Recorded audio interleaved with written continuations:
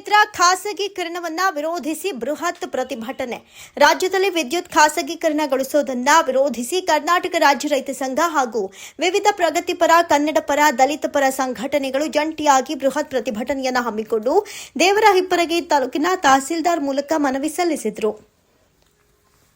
ಶುಕ್ರವಾರ ಪಟ್ಟಣದ ಹೊಸನಗರದಲ್ಲಿರುವ ಟಿಪ್ಪು ಸುಲ್ತಾನ್ ವೃತ್ತದಲ್ಲಿ ಜಮಾಯಿಸಿದ ನೂರಾರು ರೈತರು ಹಲಿಗೆ ಹಚ್ಚಿಕೊಂಡು ಮೆರವಣಿಗೆಯೊಂದಿಗೆ ಸರ್ಕಾರದ ರೈತ ವಿರೋಧಿ ಧೋರಣೆಯನ್ನ ಖಂಡಿಸುವ ಧಿಕ್ಕಾರ ಕೂಗುತ್ತಾ ರಾಜ್ಯ ಹೆದ್ದಾರಿ ಮೂಲಕ ಬಸ್ ನಿಲ್ದಾಣ, ಪೊಲೀಸ್ ಠಾಣೆ ಮಾರ್ಗವಾಗಿ ಡಾಕ್ಟರ್ ಅಂಬೇಡ್ಕರ್ ವೃತ್ತದಲ್ಲಿ ಮಾನವ ಸರಪಳಿ ನಿರ್ಮಿಸಿ ಕೆಲಕಾಲ ಪ್ರತಿಭಟನೆ ನಡೆಸಿದರು. ನಂತರ ಪಾದಯಾತ್ರೆಯ ಮುಖಾಂತರ ತಹಸೀಲ್ದಾರ್ ಹಾಗೂ ಹೆಸ್ಕಾಂ ಇಲಾಖೆಯ ಅಧಿಕಾರಿಗಳಿಗೆ ಮನವಿ ಸಲ್ಲಿಸಿದರು.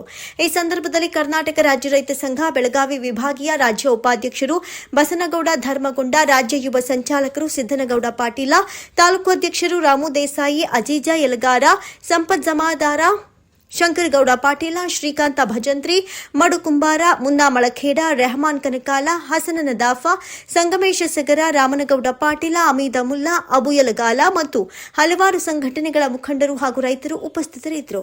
ವರದಿ ಅಮೀದ ಎಸ್ಎಂ, ಖಡ್ಗದ ಹಾದಿ ನ್ಯೂಸ್ ಚಾನೆಲ್ ಸಂಪಾದಕರು.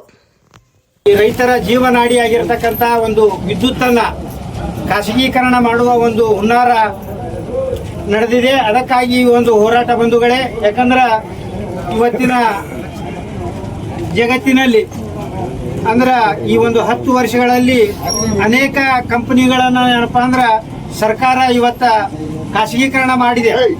ಯಾಕಂದ್ರೆ ಇವು ರೈಲ್ ಆಗಿರಬಹುದು, ಹಾಗೂ ಈ ಮೊಬೈಲ್ BSNL ಕಂಪನಿ ಇತ್ತು ಮೊದಲ, ಅದನ್ನು ಕೂಡ ಖಾಸಗೀಕರಣ ಆಗಿದೆ. ಖಾಸಗೀಕರಣ ಆಗಿದ್ದರಿಂದ ಇವತ್ತ ರೈತರಿಗೆ ಹಾಗೂ ಸಾರ್ವಜನಿಕರಿಗೆ ಎಂತಹ ತೊಂದರೆ ಆಗಿದೆಯಪ್ಪ ಅಂದ್ರೆ ಅದು ಹೇಳಲಾಗಲಾರದಂತ ನಷ್ಟ. ಅದಕ್ಕಾಗಿ ಇವತ್ತ ಅನೇಕ ರೈತರು ಏನಪ್ಪಾ ಅಂದ್ರೆ ಈಗಾಗಲೇ ಆತ್ಮಹತ್ಯೆಗಳನ್ನು ಮಾಡ್ಕೊತಾ ಇದ್ದಾರೆ. ಈ ರಾಜ್ಯದಲ್ಲಿ, ಈ ದೇಶದಲ್ಲಿ ಎಲ್ಲಾನು ಖಾಸಗೀಕರಣ ಮಾಡ್ಕೊತಾ ಆದ್ರ ಪ್ರಜಾಪ್ರಭುತ್ವಕ್ಕೆ ಬೆಲೆ ಉಳಿತದ. ಯಾಕೆ ಆಳುವ ಪ್ರಭು ತನ್ನ ಕೈಲೇ ನೀಗ್ಲಿಕ್ಕಂದ್ರ ಖಾಸಗೀಕರಣ ಆಗಕ್ ಸಾಧ್ಯತೆ ಐತಿ ರಾಜ್ಯದೊಳಗೆ ಎಲ್ಲಾನು ಡಿಪಾರ್ಟ್ಮೆಂಟ್ಗಳು.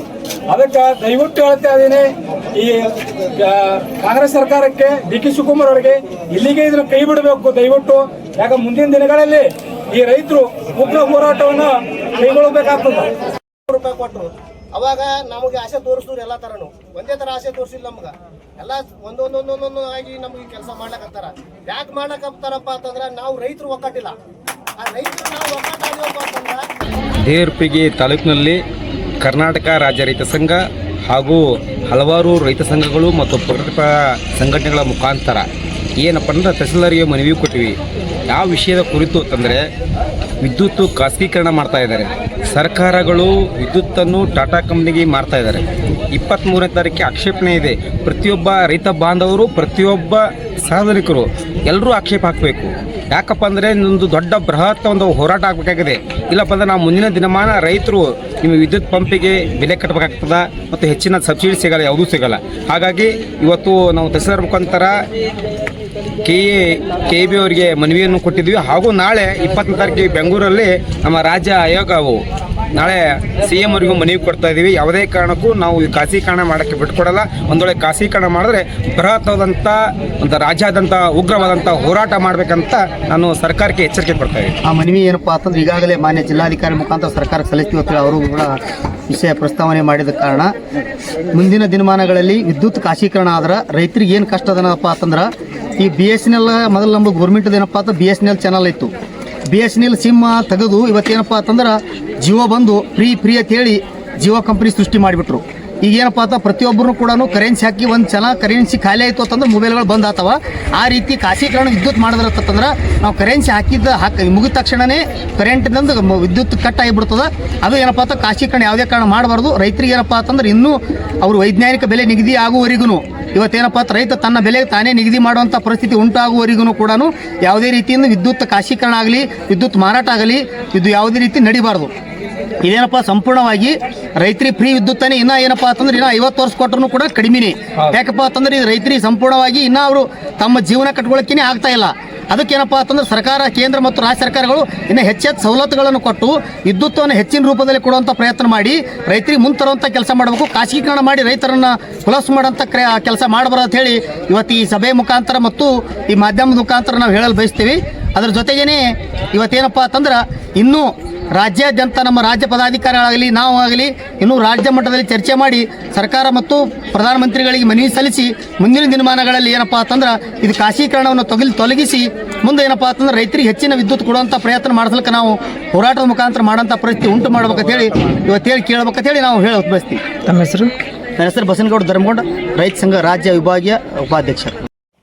ಇವಾಗೇನು ಕೇಂದ್ರ ಸರ್ಕಾರದವರು ವಿದ್ಯುತ್ ಇಲಾಖೆಯನ್ನು ಪ್ರೈವೇಟ್ ಕಂಪ್ನಿಗೆ ಟಾಟಾ ಇದಕ್ಕೆ ಮಾರ್ತೀನಿ ಅಂತ ಹೇಳ್ತಾರಪ್ಪ, ಅವ್ರಿಗೆ ಕೊಡ್ತೀನಿ ಅಂತ ಹೇಳ್ತಾರೆ. ಈಗಾಗಲೇ ರೈತರು ಸಂಕಷ್ಟದಲ್ಲಿದ್ದಾರೆ. ಇವರಿಗೆ ಅರ್ಥ ಆಗಬೇಕು, ರೈತರಿಂದ ಇವರೆಲ್ಲ ಸರ್ಕಾರ ನಡೆಸ್ತಿದ್ದಾರೆ. ರೈತರು ಏನಾದ್ರು ಮನಸ್ಸು ಮಾಡಿದ್ರೆ ಇವ್ರು ಸರ್ಕಾರ ಡಬ್ಬ ಕೆಡುತ್ತೀವಿ, ಒಂದೇ ರಾತ್ರಿದಾಗ ಸರ್ಕಾರನೇ ಚೇಂಜ್ ಮಾಡೋಂಥ ಕೆಪಾಸಿಟಿ ತಾಕತ್ತ ರೈತರಿಗದ. ಅದು ಅವರು ಅರ್ಥ ಮಾಡ್ಕೋಬೇಕು. ದಯವಿಟ್ಟು ನೀವು ಪ್ರೈವೇಟ್ ಕಂಪ್ನಿಗಳು ಕೊಡ್ತೀನಿ, ಅದು ಮಾಡ್ತೀನಿ, ಇದು ಮಾಡ್ತೀನಿ, ರೈತರು ಬಿಡಕ್ಕೆ ನೀವು ಬರಕ್ಕೆ ಹೋಗ್ಬೇಡ್ರಿ. ರೈತರು ಏನಾದರೂ ಬೀದಿಗೆ ಇಳಿದ್ರೆ ಹೋರಾಟಕ್ಕೆ ನಿಂತ್ರಿ. ಇದು ಕೇಂದ್ರ ಸರ್ಕಾರ ರಾಜ್ಯ ಸರ್ಕಾರ ನಮ್ಗೆ ಯಾವುದೂ ಸಂಬಂಧ ಬೀಳಲ್ಲ. ಈ ತಾಲೂಕಂತೂ ಬಂದ್ ಮಾಡೋದು ಅಂತ ನಾವು ದೊಡ್ಡ ವಿಷಯನೇ ಅಲ್ಲ ರೈತರಿಗೆ. ಇದು ಜಿಲ್ಲಾನೂ ಬಂದ್ ಮಾಡ್ತೀವಿ, ಬಂದ್ ಅಂತ ರಾಜ್ಯನೂ ಬಂದ್ ಮಾಡ್ಬೇಕಂತ. ಮತ್ತು ಸರ್ಕಾರಗಳು, MLAಗಳು, ಇವತ್ತು ಮಂತ್ರಿಗಳು, ಮುಖ್ಯಮಂತ್ರಿಗಳು, ಪ್ರಧಾನಮಂತ್ರಿಗಳು ಇವ್ರು ಯಾರಿಂದ ಆಗ್ಯಾರ? ನಾವೆಲ್ಲ ವೋಟ್ ಹಾಕಿದಲ್ಲಿ ಅವ್ರು ಪ್ರಧಾನಮಂತ್ರಿ ಆಗಿರ್ಬೋದು, ಮುಖ್ಯಮಂತ್ರಿ ಆಗಿರ್ಬೋದು, ಮಂತ್ರಿಗಳಾಗಿದ್ರು. ಇವತ್ತ ಅವರು ತಲೆಯಾಗ ಬರೇ ರಾಜಕೀಯನೇ ಮಾಡ್ಕೊತ ಹೋದ್ರೆ ರೈತರಿಂದ ಅವರಿಂದ ನಾವು ಅಲ್ಲ. ಒಂದು ಇವತ್ತ ಮುಖ್ಯಮಂತ್ರಿ ಮಗ, ಇವತ್ತು ಪ್ರಧಾನಮಂತ್ರಿ ಮಗ, ಒಬ್ಬ ಮಂತ್ರಿ ಮಗ, ಎಲ್ಲರೇ ಒಬ್ಬ MLA ಮಗ, ಇವ್ರು ಎಲ್ಲರೂ ಒಬ್ಬ ಸೈನಿಕರಾಗಿದ್ದು ಕೇಳಿರೇನು, ಒಬ್ಬ ಲೈಮನ್ ಆಗಿದ್ದು ಕೇಳಿರೇನು, ಒಬ್ಬ ರೈತ ಆಗಿದ್ದು ಕೇಳಿರೇನು? ಅದು ಅದು ಅವ್ರಿಗೆ ಅರಿವು ಇಲ್ಲ. ನಾವು ರೈತರ ಮಕ್ಕಳೇ ಇರೋದು, ಸೈನಿಕ ಆಗೋದು ರೈತರ ಮಕ್ಕಳು, KB ಒಳಗೆ ದುಡಿಯೋರು ರೈತರ ಮಕ್ಕಳು, ಭೂಮಿ ಒಳಗೆ ದುಡಿಯೋರೇ ರೈತರು.